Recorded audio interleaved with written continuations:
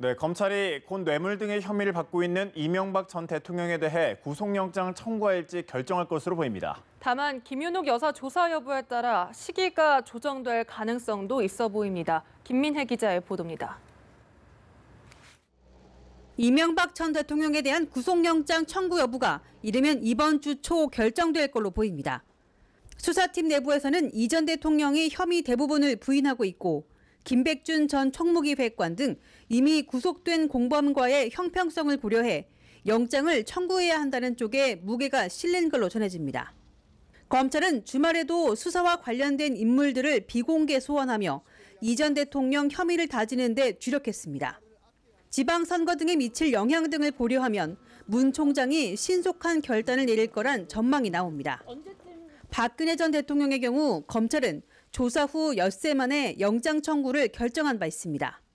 하지만 수사 막바지 김윤옥 여사가 다스 법인카드를 사적으로 사용하고 불법 자금 일부를 받았다는 의혹이 불거지면서 검찰은 김 여사의 조사 필요성을 검토하고 있습니다.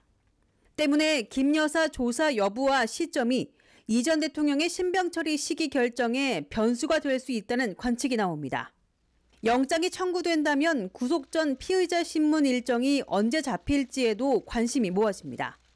박 전 대통령 때 당시 기록 검토를 위한 절대적인 시간이 부족한 점 등을 들어 법원이 기일을 여유 있게 잡았던 것을 고려하면 이 전 대통령 역시 사흘쯤 뒤 영장 심사가 열릴 가능성이 큽니다. 어떤 식으로든 이 전 대통령으로서는 이번 주가 운명의 한 주가 될 전망입니다. 연합뉴스 TV 김민혜입니다. 네, 이명박 전 대통령의 아들 시영 씨가 다스 최대 주주이자 큰아버지인 이상은 다스 회장의 배당금을 가로챈 정황을 검찰이 포착한 것으로 전해졌습니다. 서울중앙지검 수사팀은 다스 관계자들을 조사하는 과정에서 시영 씨가 자신이 관리하는 이 회장 명의의 통장으로 이 회장의 배당금을 입금하라고 다스 직원들에게 지시했다는 진술을 확보했습니다. 검찰은 이런 정황 역시 다스 실소유주가 이 전 대통령이라는 점을 뒷받침한다고 보고 관련 수사를 이어갈 방침입니다. 네, 여성 2명을 성폭행한 혐의로 고소를 당한 안희정 전 충남지사가 오늘 검찰에 정식으로 소환됩니다. 검찰은 혐의 인정 여부와 증거인멸 가능성 등을 따져 구속영장을 청구할지 결정할 방침입니다. 김지수 기자의 보도입니다. 검찰은 오늘 안희정 전 지사를 성폭행 사건 피의자로 정식 소환합니다. 검찰은 휴일간 안 전 지사 싱크탱크인 더 좋은 민주주의 연구소 여직원의 추가 고소건 등을 포함해 혐의 내용을 정리하면서 조사 준비에 만전을 기했습니다.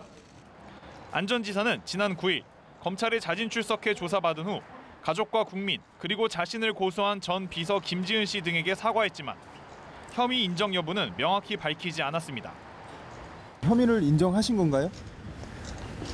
앞으로 검찰 조사와 진행 과정에서 이야기가 계속. 이후 침묵을 지켜오던 안 전 지사는 최근 변호인을 통해 구체적인 입장을 내놓기 시작했습니다. 업무상 위력에 의한 간음 혐의로 고소됐지만 업무상 위력은 없었고 자연스럽게 관계가 이루어졌다는 겁니다.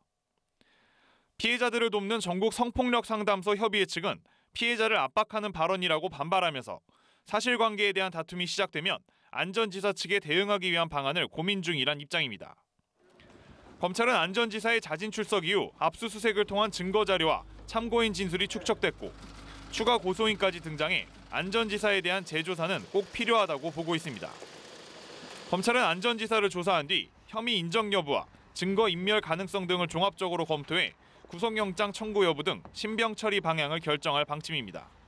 연합뉴스 TV 김지수입니다.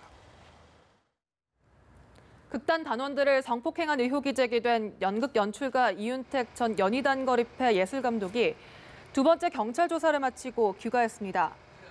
서울지방경찰청 성폭력 범죄 특별수사대는 어제 이 전 감독을 피의자 신분으로 불러 13시간 가까이 조사했습니다.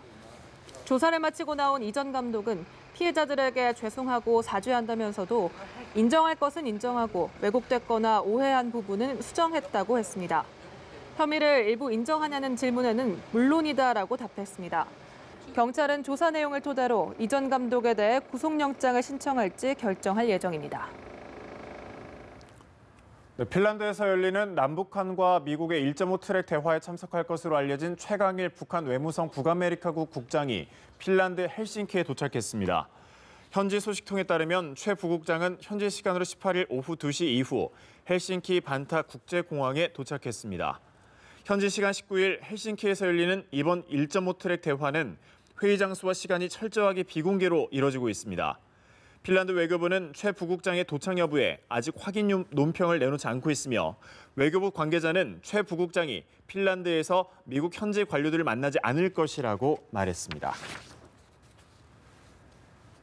우리 예술단의 평양 공연을 위한 남북 실무 접촉이 내일 판문점 북측 지역인 통일각에서 개최됩니다. 통일부는 당초 오늘 접촉을 제안했던 북측이 우리 측의 수정 제의를 받아들여 내일 접촉하기로 했다고 밝혔습니다. 우리 측 수석 대표는 예술단 음악감독으로 내정된 작곡가 윤상 씨입니다. 통일부 박형일 국장과 청와대 통일비서관실 박진원 선임 행정관도 회담에 참여합니다. 북측 대표단은 이미 방남한 바 있는 현송월 삼지연 관현악단 단장과 행정부단장, 무대 감독 등입니다. 네, 현재 시간으로 18일 진행된 러시아 대선에서 블라디미르 푸틴 대통령이 압도적인 득표율로 승리한 것으로 나타났는데 출구조사에서 73% 이상의 압도적인 지지를 얻었다고 합니다. 보도국 연결해 자세한 내용 알아보겠습니다. 최덕재 기자.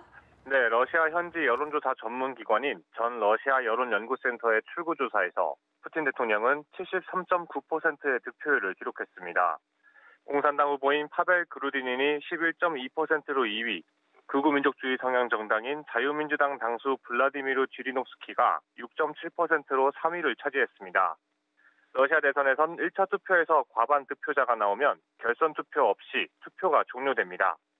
이에 따라 2012년 대선에서 승리해 3기 집권에 들어간 푸틴은 4기 집권에 성공해 20년을 크렘린궁에 머물게 됐습니다. 예상대로 푸틴이 승리해 러시아를 2024년까지 통치하면 30년 이상 권좌를 누린 이오시프 스탈린 옛 소련 공산당 서기장에 이어 러시아 현대사의 두 번째 장기 집권자로 기록되게 됩니다. 대선에 앞서 러시아 전역 85개 지역에서 총 9만 7천여 개의 투표소가 차려졌고 외국에서도 400여 개의 투표소가 운영됐습니다. 러시아가 2014년 우크라이나에서 병합한 크림반도의 크림공화국과 세바스토폴 연방시에서도 첫 대선 투표가 실시됐습니다. 선거권을 가진 18세 이상 전체 유권자는 약 1억 1천만 명에 달합니다. 앞서 크렘린궁은 1차 투표에서 투표율 70%, 득표율 70% 이상으로 푸틴 대통령이 대승을 거두는 결과를 기대한 바 있습니다. 크렘린궁은 투표율 제고를 위해 투표소에서 추첨을 통해 선물을 나눠주거나 가족 게임 행사를 열기도 했습니다. 지금까지 보도국에서 전해드렸습니다. 네, 시진핑 중국 국가주석과 블라디미르 푸틴 러시아 대통령은 최근 5년 동안 20여 차례나 만남을 가지며 밀월 관계를 과시했는데요. 이제 두 정상은 장기 독재의 길도 나란히 걷고 있습니다. 진혜숙 PD의 보도입니다.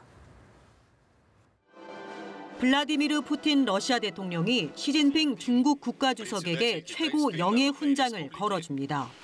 푸틴 대통령과 힘차게 악수를 나누는 시 주석의 얼굴에 미소가 번집니다.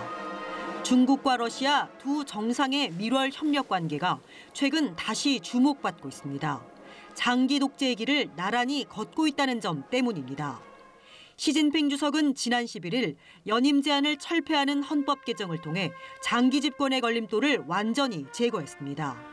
이어 17일 전국 인민대표대회에서 만장일치로 국가주석과 중앙군사위 주석에 재선출되며 본격적인 시황제 시대를 열었습니다.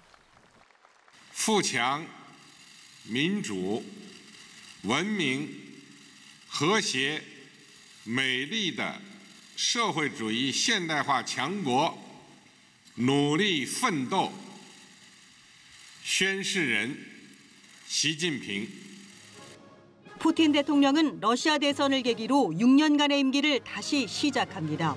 푸틴은 지난 2000년 처음 대통령에 당선된 후 대통령직 3차례, 총리직 1차례를 역임했습니다. 65세인 푸틴은 대선에서 승리하면서 총리 기간을 포함해 러시아를 총 24년간 통치하는 독재자의 반열에 오르게 됐습니다. Мы в России всегда сами решали свою судьбу. Воспользуйтесь своим правом выбрать будущее для великой, любимой нами России. 시황제의 시대를 연 시진핑과 차르 대관식을 앞둔 푸틴 대통령. 닮은 꼴 두 정상은 앞으로도 권력의 정점에서 뜨거운 미래를 지속할 것으로 보입니다. 연합뉴스 진혜숙입니다.